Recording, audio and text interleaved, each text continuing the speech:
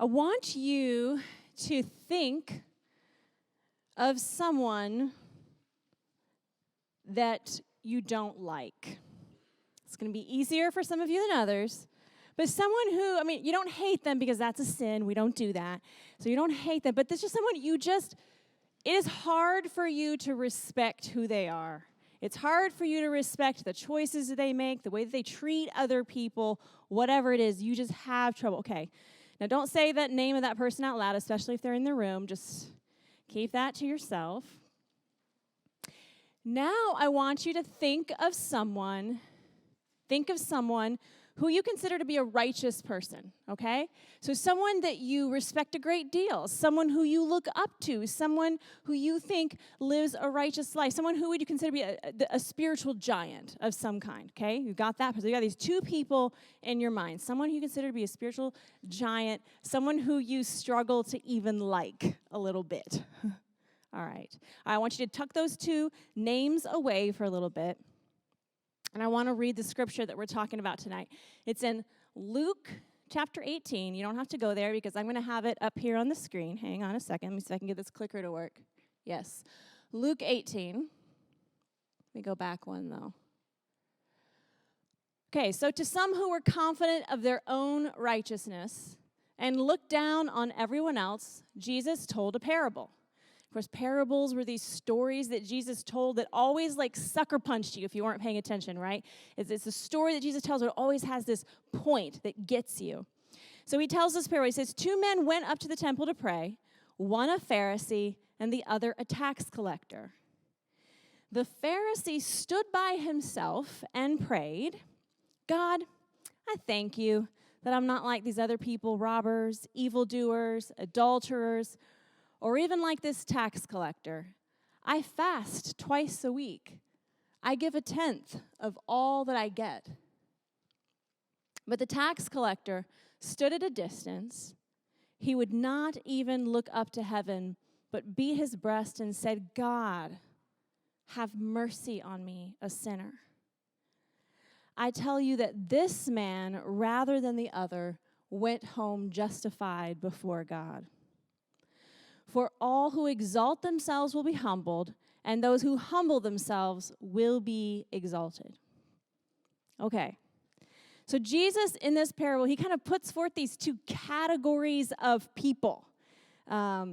These two kind of categories. So you could literally just take the two names that you came up with a minute ago in your head. You could take the Pharisee out, and in its place, you could put the name of that spiritual giant that you came up with, okay? And you could take the tax collector out, and you could insert instead the name of that person that you struggle to like even just a little bit. You could exchange those two names. And I know some of you guys are thinking, now look, just a minute. How dare you suggest that my dear saint of a grandmother, who's my spiritual giant in my life, is a Pharisee? And I think I would say to that, well, I think that maybe we don't quite understand what Jesus was saying when he talked about Pharisees, right? Or you might be saying, look, my roommate, who is the person I struggle to like even just a little bit, my roommate is not even good enough to be considered or compared with a tax collector. That's too high of a compliment to give this person because I don't like her. And I would say we probably don't really understand what Jesus is talking about when he talks about this tax collector. We don't totally understand what he means. What did he mean when he referred to tax collector and when he referred to Pharisee? Well, if you're in my New Testament class, you know a little bit about what Jesus might have meant because we talked some about tax collectors. But we hear that word tax collector and we think of the IRS. We think of an IRS agent, right? Which may not be our most favorite people in the world, but I don't think anybody hates IRS agents. I've never met a child. I've asked a lot of kids what they want to be when they grow up, and I've gotten some really weird answers to that question, actually. I've never had a kid say to me, I want to be an IRS agent when I grow up. So it's not necessarily something that a lot of, maybe some of you do. I don't know. You can come talk to me afterwards. But probably it's not something that a lot of us just really aspire to be. But at the same time, I don't think, it's like a respectable job, right? They're salaried employees. They're just doing their job. They're working inside of this set system that's set up for them. But in the world of first century Palestine, when Jesus was using this term, there would have been a very different understanding of tax collector in that context. Because the tax collector worked for the enemy, literally. The tax collectors worked for the Roman Empire. And, the Roman Empire had come in. They'd taken over this land, Judea. They were occupying the land. They'd taken over the government. They had taken over everything. And then on top of that, kind of like adding insult to injury, all of a sudden they're also saying, oh, by the way, y'all need to pay us taxes as well. And the way that the Roman Empire was collecting taxes, it was a little different. Like now we kind of fit in these tax brackets, and it's like, well, you pay, you kind of know what percentage, whatever your income is, you're going to pay a percentage of that kind of sort of thing.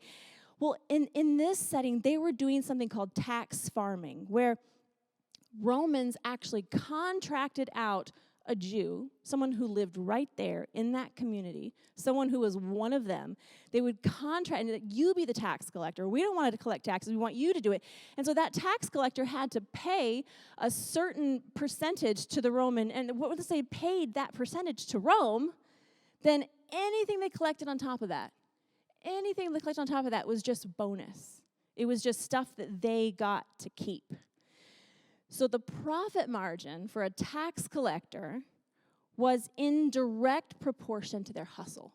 Basically, how hard you're willing to work, how quickly you're willing to take money from your friends and family members and extort the people right there in your community, that's how much money you're going to make. So you can imagine tax collectors were the enemy. They worked for the enemy. They were preying on their own friends, their own family. They were extorting them for their own greed. And oftentimes, the people that they would take the most advantage of in those communities were the most vulnerable people in their communities. So tax collectors, I'm sure there were some nice ones in the bunch, but overall, they were considered to be political traitors. They were considered to be social deserters. They were considered to be spiritually excommunicated. They were absolutely hated. They were despised. What would a modern day version of a tax collector, if the IRS agent isn't the right kind of picture of what a tax collector would have been, what would the modern day version of a tax collector be? Perhaps maybe the closest thing we can get to it is something like elder financial abuse, which probably none of you have ever heard of, but actually, it is a real thing. It's probably actually affected some people that you know and you care about. It is this growing, booming, underground business in the United States of America, because you have this whole boomer generation that is retiring right now, and also as they're aging, their judgment and their discernment and their skills are aging too, and so in the last year alone, $36 billion was stolen from elderly people in the United States of America. That's a lot of money. And the thing is that 96% of that money that was stolen from people that knew them. Family members, friends, people who were supposed to be taking care of them, caregivers. So the very people who were supposed to be protecting them, the very people who are supposed to be taking care of them are the people who are actually stealing. 1 out of every 3 elderly people in the United States of America has been scammed in some way in the last 5 years. Okay, so let's bring it a little closer to home. I'll give you a real story of someone from Greenville, South Carolina. Her name's Jackie. She's 84 years old, and she has early onset dementia. And she became friends with a guy named Michael. They went to a computer class together to learn how to use computers. That's where they met. And they befriended each other, and next thing you know, Michael is driving Jackie to her doctor's appointments. He's taking her to the grocery store. He's helping her run, and they were friends. And then after a little while, all of a sudden, Michael he sets up an online account to help Jackie pay her bills. Isn't that nice? And then a few months later, Michael completely disappears. And it turns out that Michael has been preying on vulnerable people like Jackie for years and years and has stolen hundreds of thousands of dollars. This is the kind of, we look at that and we go, that is terrible.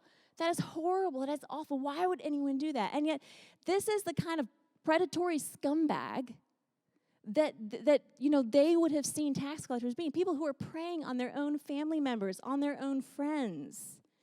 So when Jesus uses in this parable the example of a tax collector, when he uses that, he's not choosing somebody his listeners would have been like, oh, tax collectors are annoying. No, he's using an example of someone that people would have he would have said the word tax collector and people would have felt hate and disgust and contempt. So it's very much on purpose. But Jesus doesn't just use the example of a tax collector here either, right? He uses the example of a Pharisee too. Why does he use the example of a Pharisee? Well, Pharisees get a really bad rap today. We talk about how horrible Pharisees are. Like, if you really want to insult someone, you're a Pharisee. I don't know if anyone actually says that, but I could imagine it would be an insult if someone called you a Pharisee. But that's because we know now, like we've read the New Testament, we know that Jesus puts the Pharisees in their place over and over again, right? He kind of tells them what for. We also know the role that the Pharisees played in Jesus' death. And so, but you have to remember that Jesus shared this parable with this group of people before any of that happened.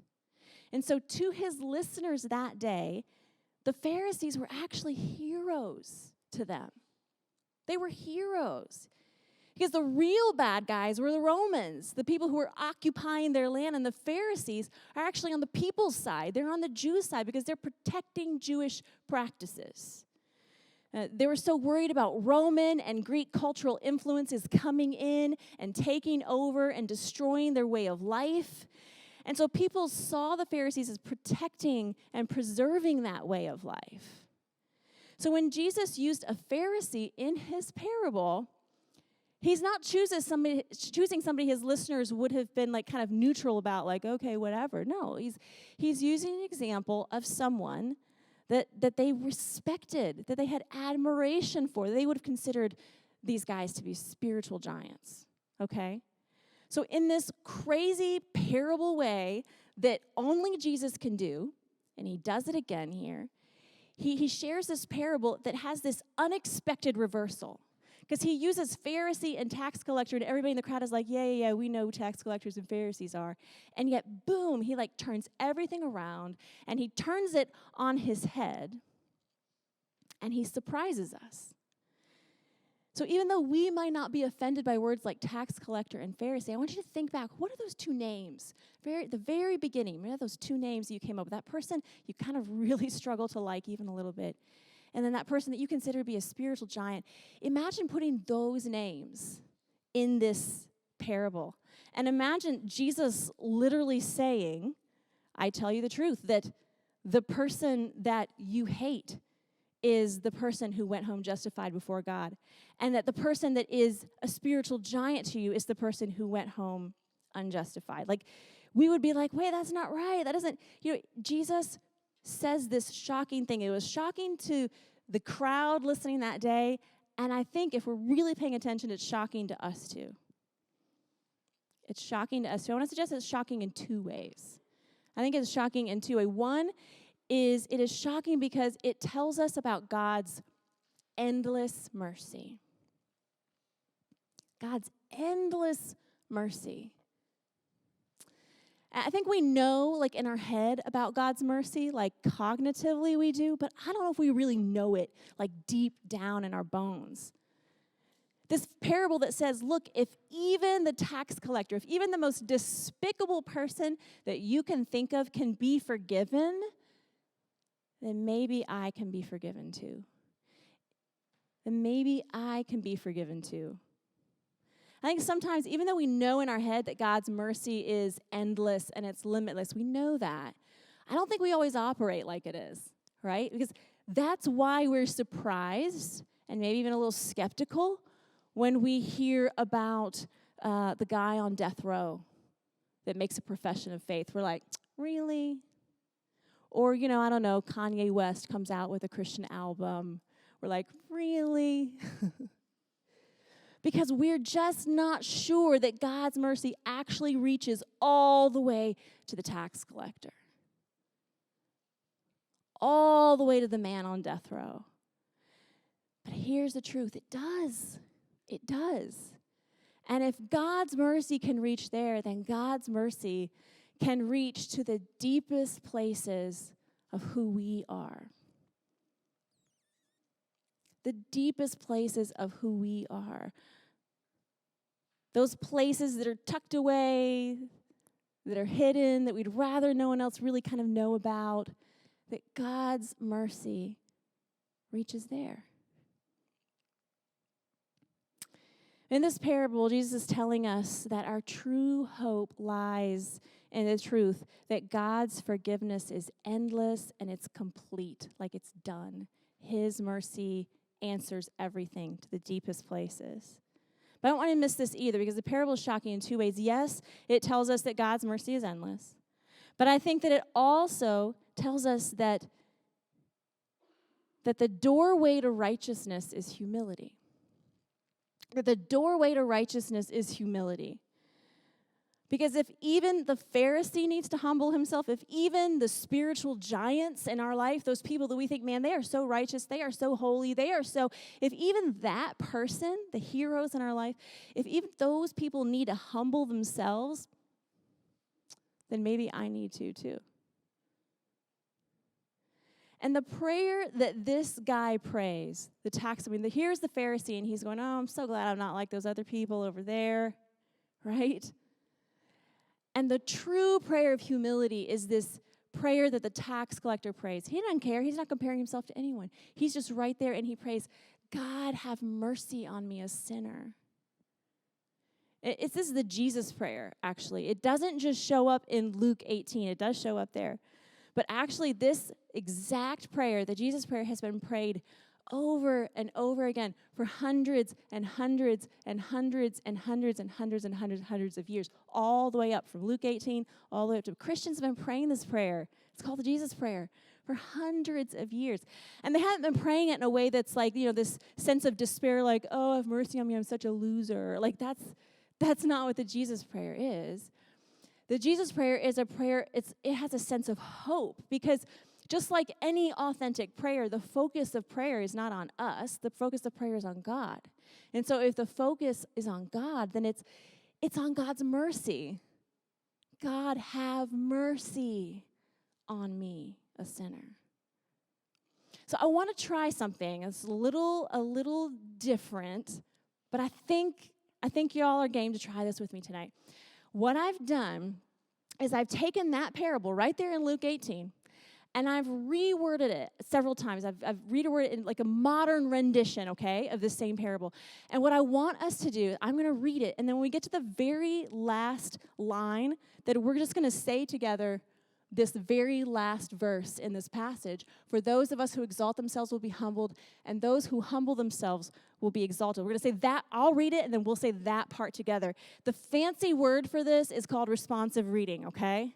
Y'all game to do this? All right? Okay. All right. Listen up. 2 students walk into the calf at the same time. One an athlete with a full ride scholarship to play, and the other a religion major studying for ministry. Am I hitting too close to home already? Sorry.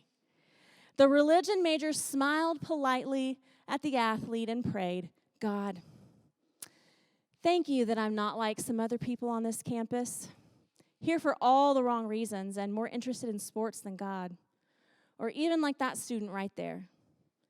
I take my classes seriously. I attend chapel even when I don't have to. Hang on, I'll say place. And I love Southern Wesleyan University. But the athlete humbly prayed, God, have mercy on me, a sinner. I tell you that this athlete, rather than the religion major, went home justified before God. And this part you read with me. For all those who exalt themselves will be humbled, and those who humble themselves will be exalted. All right, let's keep going. We can do this all night. We won't. We could. 2 students sat in the bleachers at a men's basketball game. One, a transfer student from Tri-County Tech. The other, an RA in one of the dorms. The transfer student prayed, God, thank you that I'm not like some other people on this campus. A bunch of swoobies sucking up on their professors and acting like they're best friends with the Res Life staff. Or even like that RA over there. I do what I have to put up with this place, and all of its rules, but at least I don't walk around acting like this place is so special. But the RA humbly prayed, God, have mercy on me, a sinner. I tell you that this RA, rather than the transfer student, went home justified before God. For all who exalt themselves will be humbled, and those who humble themselves will be exalted. 2 college students stood in line to pick up a package from the post office. One wearing all the name brand everything, and the other wearing hand-me-downs and a sorry excuse for a haircut. The name brand student prayed, God, thank you that I'm not like some other people on this campus who don't even care how they look or don't prioritize taking care of themselves, or even like this sorry-looking student right over here. I always have my Apple earpods in my ears, even when I'm not listening to them, and I am saving up for my Adidas Yeezys. But that sloppy-looking student over there humbly prayed, God, have mercy on me, a sinner. I tell you that this sloppy-looking student, rather than the other, went home justified before God. For all who exalt themselves will be humbled, and those who humble themselves will be exalted. I hope I'm not hitting too close to home here. 2 college students sat in their New Testament gen ed with Professor Summers. One, a wealthy student whose mama and daddy gave them everything they want, and the other, a student who was working his way through school and paying for it on his own. Bored to death of listening to Professor Summers, the poor student prayed, God, thank you that I'm not like some other people in this class, materialistic, worldly, entitled, or even like this student over there. I live a simple life. I work hard for everything I have, and I only buy what I can afford. But the rich student sat looking out the window and prayed, God, have mercy on me, a sinner. I tell you that this wealthy student, rather than the other, went home justified before God. For all those who exalt themselves will be humbled, and those who humble themselves will be exalted. Last one. 2 students attended chapel on Monday morning. One sat at the front of the chapel, and the other sat at the back. The student at the front sat down at the end of worship set and prayed, God, thank you that I'm not like these other people with their stale spirituality, doing homework during chapel and falling asleep. Or even like that student back there. I am focused on Jesus. I raise my hands, and I am not afraid to express myself during worship. But the student in the back of the chapel humbly prayed, God, have mercy on me, a sinner. I tell you that the student sitting in the back rather than the one in the front went home justified before God. For all who exalt themselves will be humbled, and those who humble themselves will be exalted. The issue here is not so much where you sit in chapel or what you're wearing or what sport you play or don't play or any of that. It is humility because, as we talked about a minute ago, the doorway to righteousness is humility. So how do we live? How do we live with this kind of humility?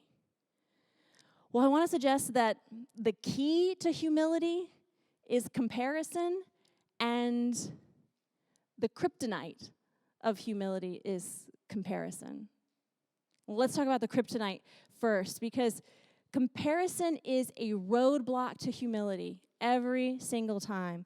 I mean, when you're busy comparing yourself to other people, you can't pray, right? When we compare ourselves to other people, like the Pharisee, the way that he compared himself to other people, like all that brings, we think for a moment there's a sense of hope there, but it's actually just a sense of relief. It's saying, whew, I'm so glad I'm not as bad as that person. I'm so glad I'm better off than that person. I'm so glad I'm not as messed up as they are. That's not hope. And the thing is, here's the deal. When you listen to what the Pharisee actually prayed, everything that he said was actually true. It was accurate, right? Because he was not like the adulterers. He was not like the swindlers and the tax collectors. He did pray. He did fast. He did tithe 10% of what he made. So So it wasn't the truth of his statement that was so dangerous. We can be dead on right. We can be accurate. We can be saying can be 100% true. That's not the danger. But that is the danger, actually. Because what it is, it's not so much the truth that matters, it's the temper. It's this right here. It's what's right here in our heart. The sin of comparison is poison. It's the opposite of humility. It drives us toward pride instead of humility every single time.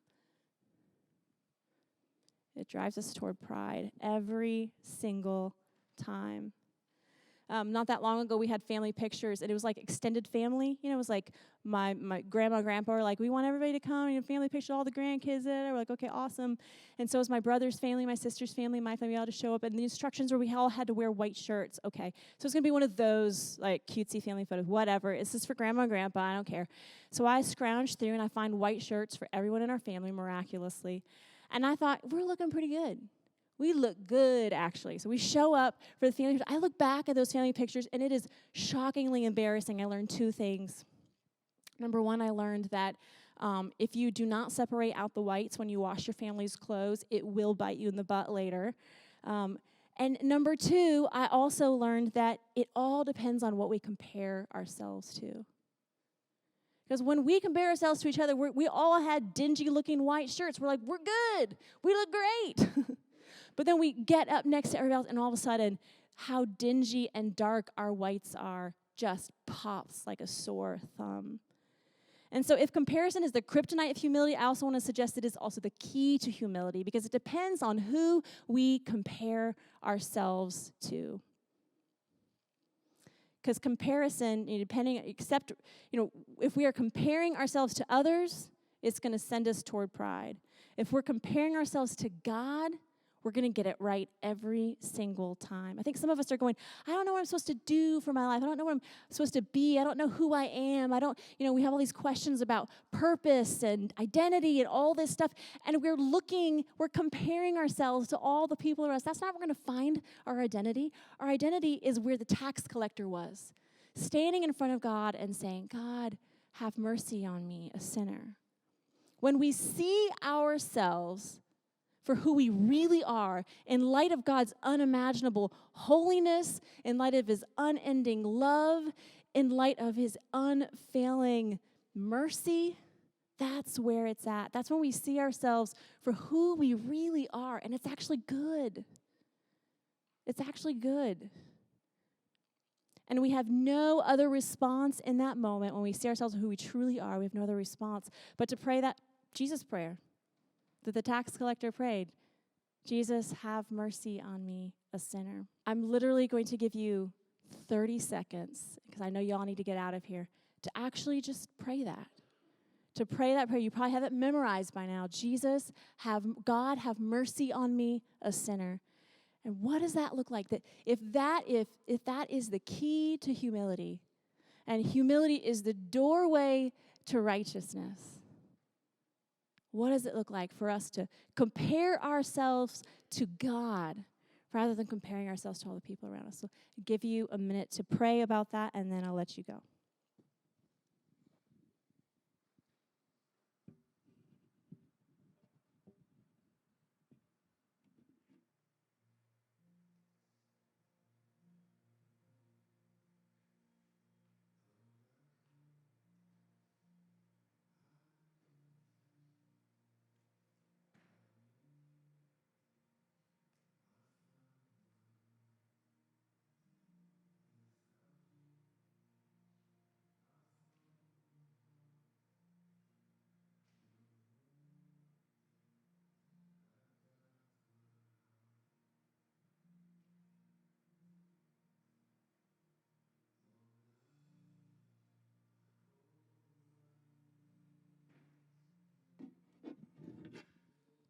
Lord, I pray for these students. I just thank them for coming out on a Tuesday night for something like this. And I just pray that even in the middle of all of this, that you are speaking, you will continue to speak to each heart. You know where they're at.